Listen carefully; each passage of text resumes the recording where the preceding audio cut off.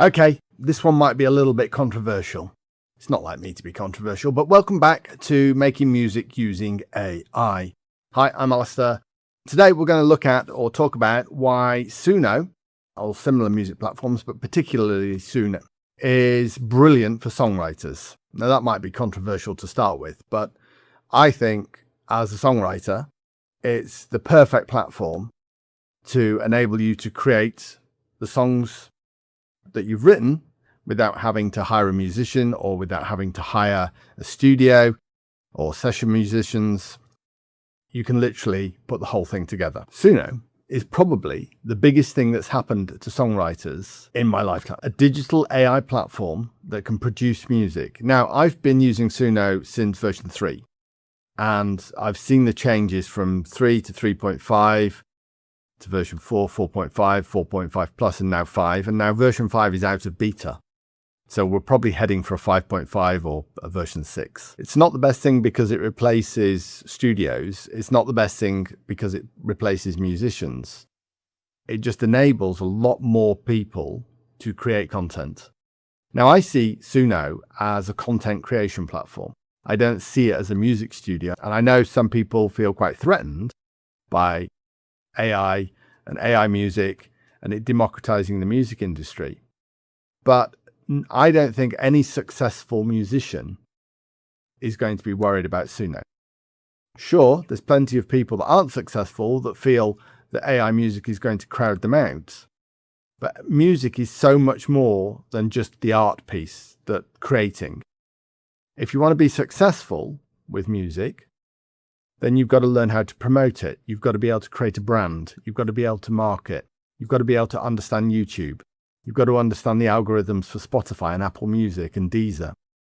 You've then got to combat all the changes that go on because obviously these big platforms are looking to squash not just AI generated content, but mass produced content. Stuff that's just not very good. Now, don't get me wrong, I'm no YouTube expert, but I have created a number of digital artists, the link to the bottom of the page. Each of those artists is growing. I've monetized 2 of them in the space of less than 12 months. So I'm beginning to understand the platform. Yes, I write the songs. Suno produces all the music for me. I then remaster it in Suno Studio. I then go on further and use tools like eMastered to give it that final touch. I then put it all into Camtasia. And then I clean up the audio yet again and try and get it to the highest quality I possibly can. Now, Suno is not perfect. And I don't think there is any platform that is perfect. And maybe when we get to version 6 or 7 or 8, then it might get even better. It might get to studio quality. But there's still a lot of skill involved in actually understanding what it needs to sound like. But Suno solves a problem, and it solves a problem for songwriters like me. And this is not an AI thing. This is the problem that existed long before AI. And that was access to resource and the access to money to actually produce a song. Now, I've known songwriters that hire a studio, that hire a musician, that put it all together, and they'll spend thousands of pounds. Then they'll put it onto YouTube, then they'll put it onto Spotify, and it goes nowhere. And so all Suno is doing is really democratizing the music industry. And I know that bit's controversial because it should be kept as art, it should be kept as something unique. But the reality is technology has been democratizing everything for a long time. You look at Adobe, it can generate you images now using AI. You look at ChatGPT, it can generate you blogs, it can generate you text, generate you images as well. The world is changing and we have to accept that AI is going to be huge. And anyone who's sat back thinking, oh, it'll go away, this phase will go away. It's a bit like saying the internet's going to go away. Yes, we had the dot-com boom, if you can remember that.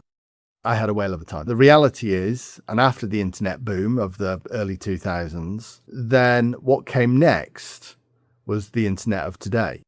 And yes, we might be in an AI bubble at the moment. We might be having, a bit of a crazy session, investors pouring money in, platforms not profitable.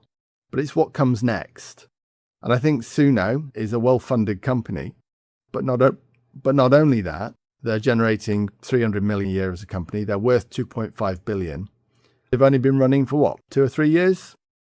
So it's not going away. You can either adapt, adopt, and understand how to use it, or you can sit back and complain about it. But I think Suno now has 1 million paying users. So what's that? 10 million, 15 million, 20 million a month in revenue? Maybe more. So I'm a huge fan. Let's look at some of the key facts that Suno brings. For me, Suno brings the opportunity to actually produce something, create content. I don't need a studio. I don't need expensive equipment. I don't need a soundproofed area. I don't need lots and lots of skills understanding how to tweak audio. I can just make something. Now, there's a big difference between clicking a button, having Suno generate your lyrics and generate a song, and then writing a song, arranging it, running it through Suno, and then running it through Studio and remastering it. But yes, it's still AI. I'm still using AI to generate music. What Suno actually does is bring songs to life, written songs. So anybody like me, and I know there's hundreds of you out there that have written a song, written a poem, written whatever it is, you want to produce it into a song, then Suno does that, and it does it very well. It's fast, it gives structure, you can pick the style, you can pick the genre, you can change it, you can edit it, you can make it better, you can make it worse as well, done that a few times. You can then move it into Studio and you can add backing tracks, you can add backing vocals, you could even turn it into a duet if you wanted to, and get a different vocalist to add their own version of the lyrics, and then bring it all together inside Studio. Yes, it takes a little bit of effort, unless you're just going to press a button and generate some songs. But it is really an amazing tool. Is it really a bad thing that more people get to generate or create music? Do you really need a degree or a master's degree in understanding how to put music together? There's an old saying, and it's a favourite of mine. If you give a 4-year-old some paint and paintbrushes and say, paint me a picture, they'll paint you a picture. If you give an 18-year-old some paint and paintbrushes and say, paint me a picture, they'll probably tell you that they don't understand art. And that's some of our schooling system that takes away that ability for people just to create, to express themselves, to be fundamentally creative. We always worry about, is it perfect? Will people like it? Will the algorithms like it? My view of the world is just get on and do it. Make something, create something, bring something to life, write your lyrics, write your song, and put it out there. People don't like it. There's always going to be somebody that doesn't like it. People are not going to like this video. People don't like my other videos. According to some people, I've got no talent. Mind you, I've got 3,000 subscribers over 7 months across different channels. So somebody likes what I do. Somebody likes the music because they listen to it over and over again. I sell the albums on Spotify and other streaming platforms. I've even created vinyl and CDs, and they get sold as well. So it's not that I'm saying that this stuff is real. I tell everybody it's a digital artist. So is there actually anything wrong with it? Well, no, I don't think so. I think it's probably one of the best music platforms or creative tools that you can use today. Now, let's get on to commercial success with music, because there's the art and the creative side of music, which you can do in a studio, you can play your guitars, and I do have guitars and keyboards as well. I've got a background in music. But to be commercially successful, you actually then need to understand how to market, how to brand, how to create so that the algorithms and the YouTube channels and all of the other channels that you put it on like what you do, and build an audience and a community around what you do. This isn't about just making a song and putting it out there and becoming famous. In fact, it's really difficult to be successful in the music industry. And it's going to be even harder to be successful with AI music, because now anybody, and I mean anybody, can literally just create a song.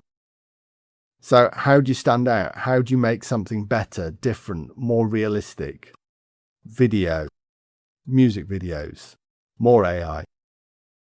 So it can get quite expensive, but your brand and your commercial approach are not the same as your approach to creating the music. Branding matters, marketing matters, positioning matters, type of song matters. I've done some sad love songs that don't do as well as some heavy rock country songs. Audience like different things. Now, you might argue with me, and it's probably likely you will, that you create music for yourself. I'm creating it for me. No, you create it for the audience. Well, it depends if you want to be commercially successful. You might want to be an artist and you might want to create your own kind of music, but don't then complain if you don't market it and brand it and promote it in a way that other people can get access to it. Each of my digital artists has their own YouTube channel. I don't just stick it all on one YouTube channel. Each of my artists has a Facebook page where we do regular posting to create a community. And I mean regular posting as in daily posting. I'm constantly sending out links to the YouTube and the Spotify and the Apple Music. I run ads on Facebook. Not a lot of ads, actually. I'm not a huge fan of meta ads. I know a lot of people say, oh, you should market, spend on ads. Problem is, when you switch the ads off, your community disappears. So it's far better to build an organic presence with very minimal page growth through advertising. I think I've probably spent £30-50 on each artist so far. Little bit of promotion for the new albums on YouTube. Every time a new album comes out, we tend to run a little promotion ad. They're about £2 a day for 10 days, so £20, £30, something like that. So nothing like the budgets that the big music companies have. And you can't compete with the big multi-million-pound music companies, so don't even try. What you want to do is try and build your audience so that people like what you produce. Now, there is another old saying, good old sayings. A great song with no marketing, branding, or positioning will do worse than a crappy song that's got great promotion and great marketing. It's just human nature.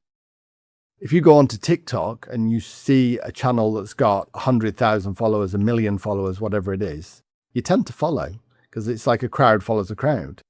If you've only got 100 followers, it's very difficult to get to your first 1,000 followers. And that is typical of YouTube, TikTok, Facebook. It doesn't really matter. Nobody's interested until everybody's interested. And to get people interested, it takes a little bit of a slog, basically. It takes a lot of effort. And that's not the writing of the music. Yes, the music will position itself, but you need to actually put in quite a bit of effort if you want to actually grow your music audience. What Suno has actually done is made music a commodity.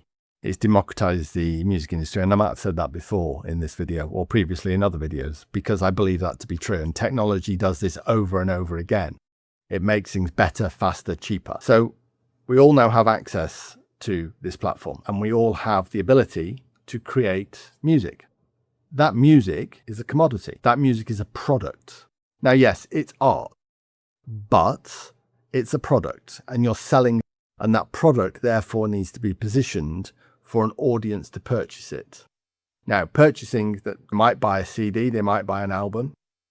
You might even start performing some of your songs. I'm not going to do that, but I might actually find somebody to do that for me. That might be the next natural step, but it is a commodity. It's content.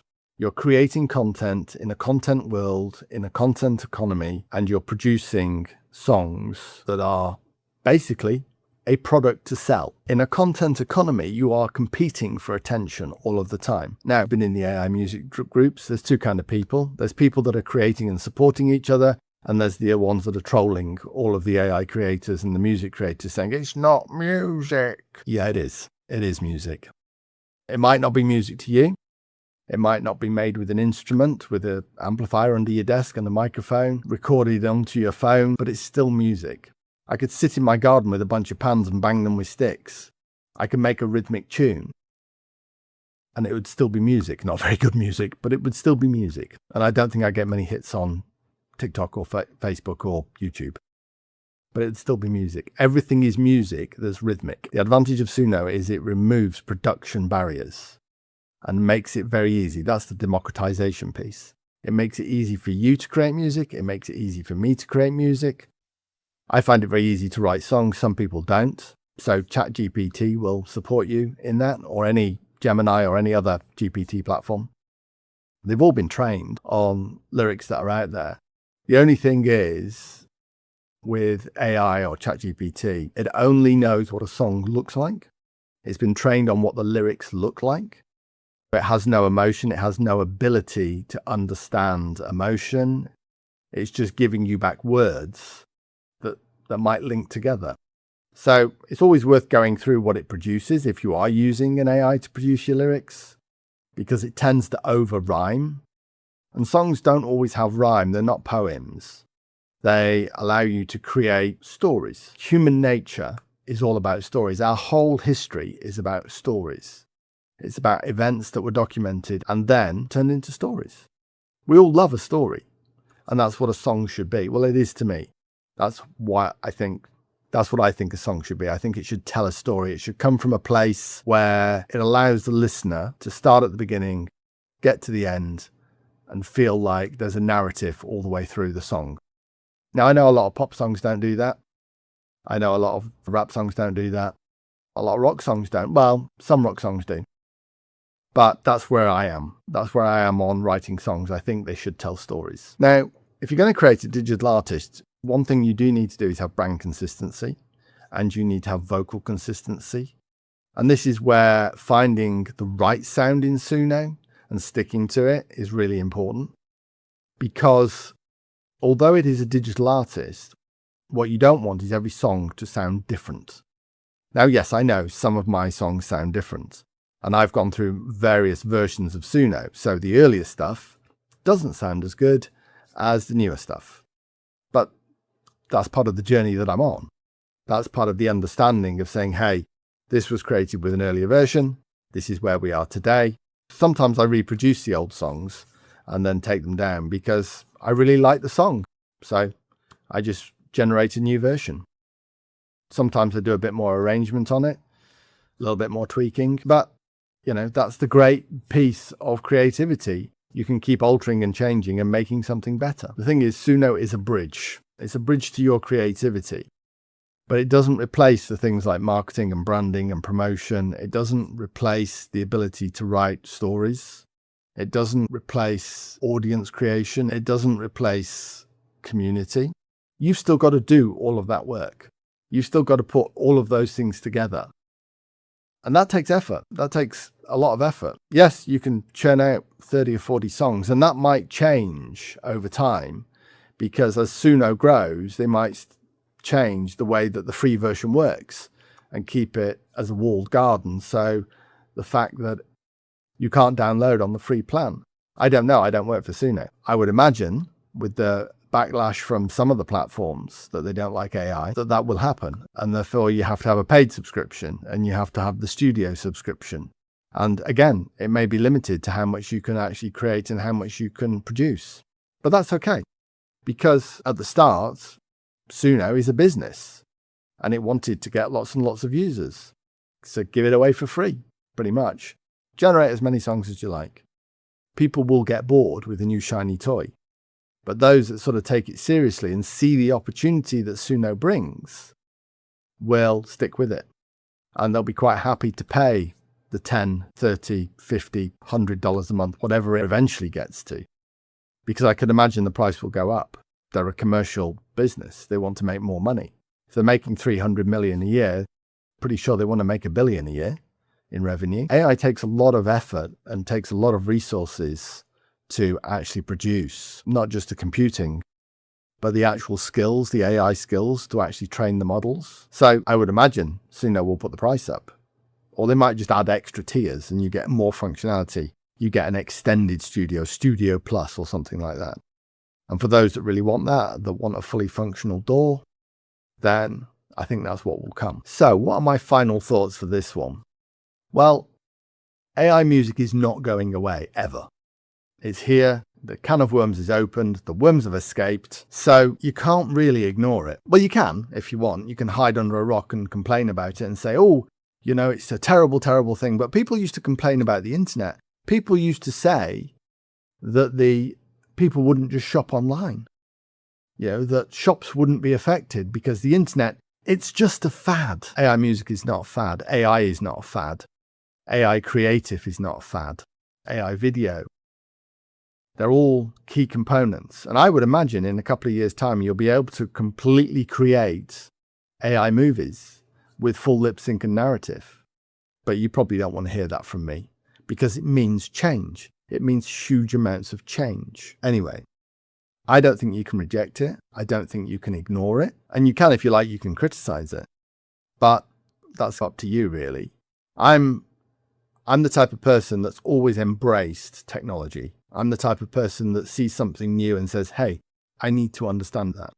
Now, what is quite funny is there's lots and lots of videos on various YouTube channels, and there's obviously legal specialists ranting about Suno. But the funny thing is they're helping build the Suno business, because you see those videos and you see the anti-AI and the anti-Suno videos and you think, oh, I have to have a go at that. And more people then have a go. And more musicians have a go. And more studio producers have a go. And they either fall in love with it or despise it completely. But it's not going away. So embrace it, accept it, or hide from it. It doesn't really matter, but it's not going away. It's here forever. I think the smart move, the really smart move, is to understand it, understand how to use it, understand what the opportunity is, and understand how you can use it in your business, in your life, in your creative process. I would then do some research. If you are going to create songs and create YouTube channels and Facebook pages, understand branding, understand marketing, understand how an artist is promoted, because it will take you in leaps and bounds. Some of my songs on the Harper Johnson channel have reached over 20,000 views with only 300 subscribers, which I think is pretty unheard of. But sometimes YouTube takes a song, sometimes an audience takes a song and it rides a wave. And you'll have seen this on TikTok as well. Some people just go viral with a certain song because it clicks with the audience. It's not always the song, it just clicks with the audience. So when you've created your song and you've created your branding and you've created your marketing, you're well on the way to actually being successful with your content. Because at the end of the day, being successful commercially with music is not just about the art. It's about the product, it's about the marketing. It's about how you represent that artist, that music into the wider world. And I say that because it is a product. And I keep going on about it's a product because that's what you're making. I've always made products through my career.